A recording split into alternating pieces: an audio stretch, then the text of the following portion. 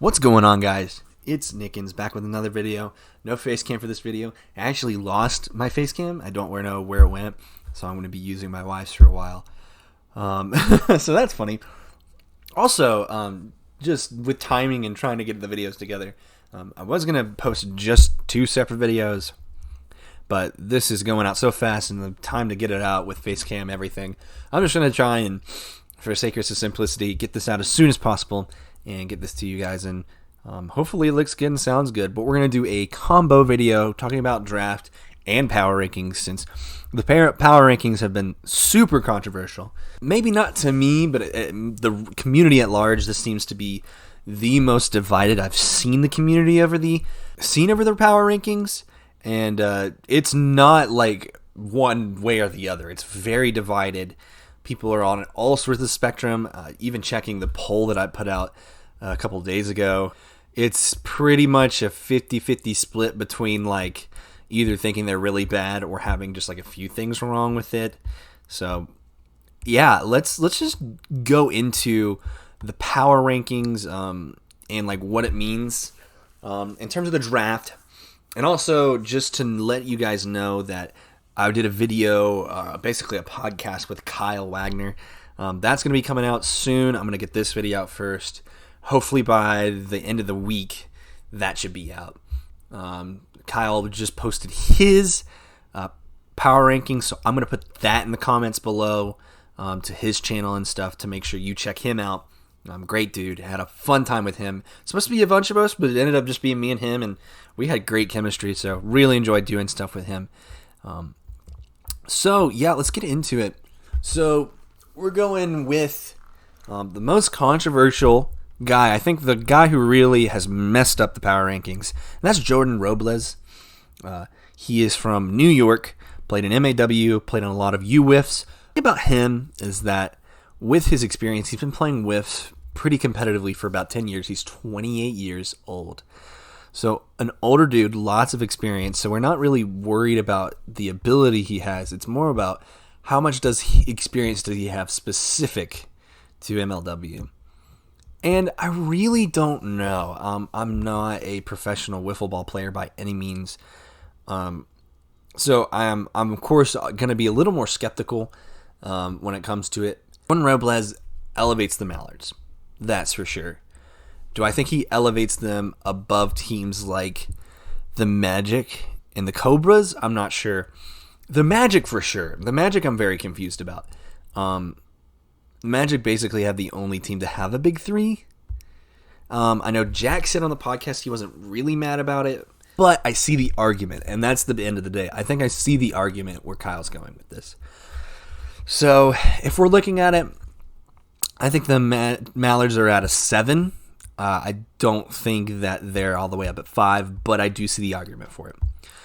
Next with the Preds, they have Mac Hawley. This is another controversial pick, simply for the fact that he's not a whiff player. I mean, the whole community's reaction was basically, "Oh my gosh, he's not a wiffle ball player," which is the same reaction to the meme, "She's not a Christian!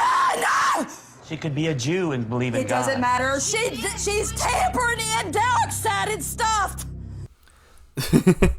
Which I find very funny.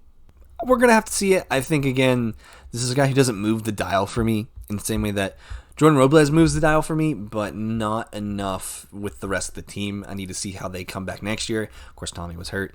But with Mac, it seems like the Preds are rolling with the same lineup. And I'm unsure how that's going to fit in. Kyle was saying that the dude was not having a good baseball season. So coming into playing whiffs, which doesn't seem he's done a lot. Unsure how the translation is going to go. Of course, Preds always have issues with defense, and that's their biggest problem. And until that is fixed, Preds are probably still 8 in my opinion. Next up with the Cobras, we got Sawyer. Really like this pick. I really enjoy, he has the arsenal to definitely get it done on the mound. He's going to be a very versatile player. There's going to be a lot of battles for the Cobras this season, getting them on the field. So I feel that be an interesting season for them. I think Sawyer Bean can definitely fit in well, and I like his potential. I think he's going to do very well this next season. I'm interested to see what the Cobras do. It's going to be a little bit, but I think the Cobras should be more of a 6, in my opinion, than a 7. But, I mean, that's a minute difference. It's very small. So, basically, I would slot them down. I'll talk about the Magic real quick. The Magic have basically a big 3, kind of like a Timberwolves big 3, if you will. Not a team that necessarily is going to win it this year, or maybe a Celtics big 3. Anyway, a team that I'm not sure how it's going to work. This is a team that, again, has to prove it. A team with their 3, Trevor was inconsistent. Jason is also a little inconsistent. Jack is the most consistent in terms of his leadership style, in terms of his batting. So they've just got to put it together next year. We'll see how much they practice going into it. But, Magic didn't really have a draft pick, so that's what they pay for what they get. Yeah, I think that's probably about it. Now the Eagles. I think Eagles at a 4 is a really good spot. Just purely in terms of potential. Landon was a great draft pick. I got to obviously we have film on him. I got to see him in my prospects video that you can check out. But it all comes down to the way Dan is going to run this season. Eagles definitely have the best young core, and if they play that core and get them lots of experience, that could be huge for them going into the season. Now, does that mean that it's going to happen? Does that mean that Clayton and Neil and Zach won't play? That's the big question mark. I have big question marks over leadership and the way who's going to start next season. If Blade is on IR, who knows how long he's going to be on IR for. But the biggest thing is Dan's got to play his players. Dan has got to play the young guys. We already saw the impact of Dallas Allen. Landon is going to be better than Clayton. And I can already tell that. Landon is probably going to be better than Neil too. And he has got to get those guys on the field. Otherwise, they're just kind of sitting there. And they'll sit there for a while. I think 4 is a good spot. But I'm not surprised if they go down in the power rankings just due to who plays next season. Gators, Reese Harris at 5. Great Lake Gators at 3. I could easily see them going down. I don't think it's a bad spot for the Gators. Of course, they did lose to the D-backs. They added a guy. I don't really think they went down. They just got to see if their pitching will improve next season. They were kind of shaky all year.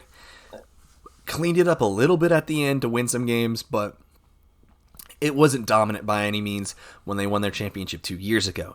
And that's the question. They can stay at 3 if they pull up their pitching. But that's going to be on Chris. That's going to be on Jorgie to really settle in.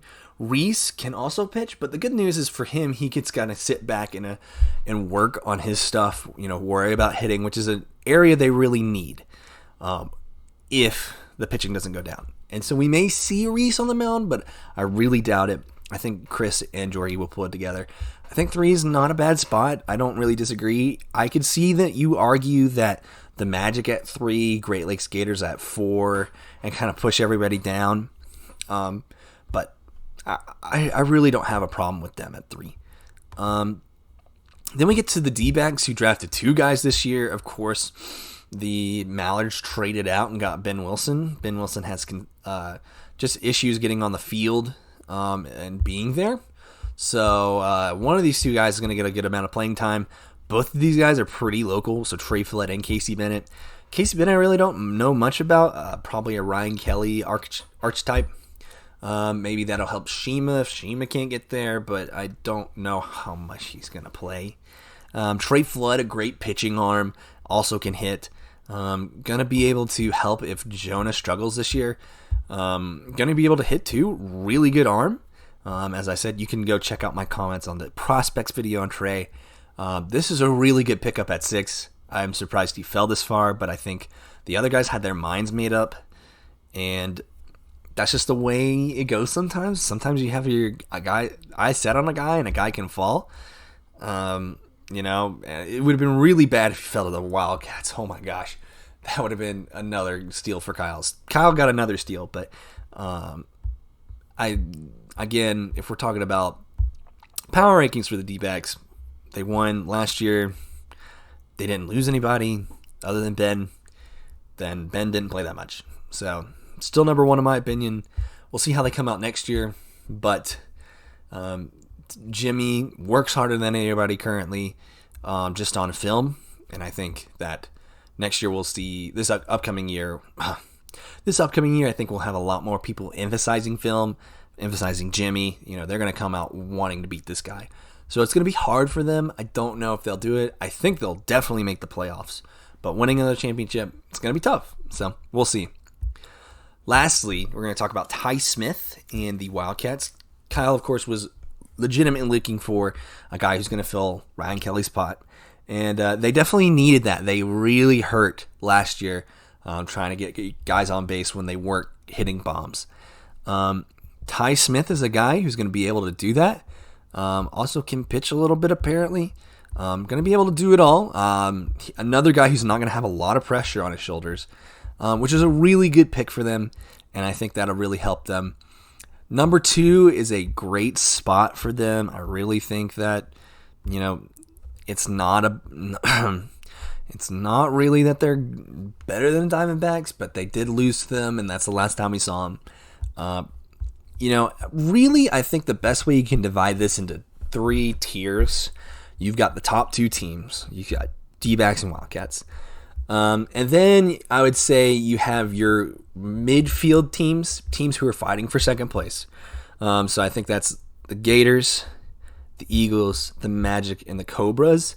And then you have your question mark teams. They're not necessarily worse than those teams in the midfield battle, but we just don't know about them based on last year. And that's the Mallards, and that's the Preds. And I think that's why you have such a big reaction, is because the guys who are passionate about the Preds and these other midfield teams feel that the Mallards shouldn't be up there, and the Preds feel like they should be up there simply because they have Cratch. They're a World Series winning team. They have a lot of fans, which is not to say that it's unfounded that the Preds shouldn't be at 8, but I think the gap between these teams is very small. It's very small. Last year I predicted that there weren't going to be any sweeps, and I think there was only 1 sweep? 2 sweeps. There were 2 sweeps. Kyle did his best with this list. I mean, he's trying to show the MLW community how good Jordan Robles is. I'm not an expert. I'm not going to sit here and say that I think he's the best player. I'm also not going to sit here and say that the Mallards are worse, because they're definitely not. Just the uncertainty of him never playing in MLW is there, and I think that's a valid criticism. Do I think that it's unthinkable to think that Mallards are 5, though? Absolutely not. I think that they can definitely be 5. Magic at 6 is probably the biggest question mark. Maybe flip-flop them. Maybe push the Cobras up and put the Eagles down there if you're really thinking about it.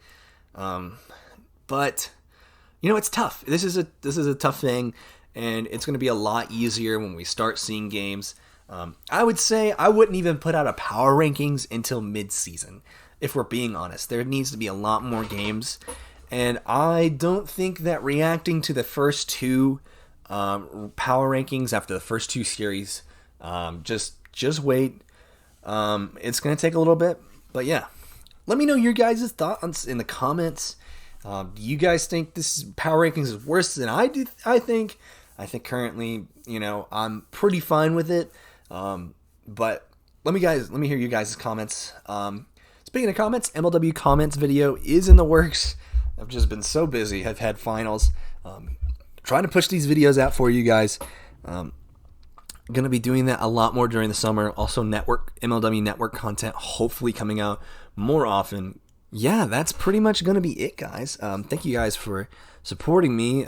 The winter is usually not a good time for content, and I try to put out some during the literal worst time to put out content, when nobody's watching or caring about MLW. It's funny, I put out more content than I did in 3 months, and I have more views this past month when I didn't put anything out than I have the entire 3 months. It's so funny, and that's just the way that YouTube works sometimes. So again, thank you so much for watching, and I will see you guys next time.